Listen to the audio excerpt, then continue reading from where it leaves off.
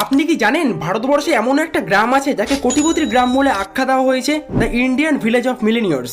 এই গ্রামটির নাম হিবড়ে বাজার, যা মহারাষ্ট্রের আহমেদনগর জেলায় অবস্থিত। এই গ্রামের 50-এরও বেশি মানুষ কোটিপতি। আর সব থেকে অবাক করা ব্যাপার হলো, এই গ্রামটি বরাবর এমন ছিলই না। 1990 সাল পর্যন্ত খরার কারণে এখানকার মানুষের কাছে চরম দুর্ভিক্ষ নেমে এসেছিল। এবার আসল কথা হলো, কি করে এমন একটা গ্রাম কোটিপতি গ্রামে পরিবর্তন হলো।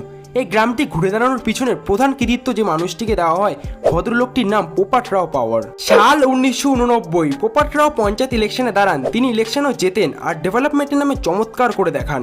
সর্বপ্রথম তিনি স্কুলগুলোকে আপডেট করলেন যাতে বাচ্চারা সঠিক শিক্ষা পায়। তারপর তিনি ওয়াটার শর্টেজের সমস্যার কারণে টিউবওয়েলের উপরে ব্যান্ড লাগিয়ে দেয়, যাতে অযথা ভূগর্ভের জল নষ্ট না হয়। মানুষকে কৃষিকাজের শিক্ষা দেওয়া হলো যে কেমন গাছ লাগানো দরকার, যাতে গাছ কম জল শোষণ করে।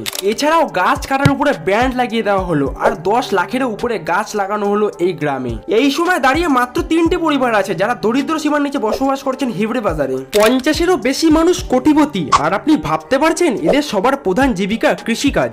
আর এমনই ইন্টারেস্টিং ভিডিও ভালো লাগলে চ্যানেলটিকে সাবস্ক্রাইব করতে ভুলবেন না যেন।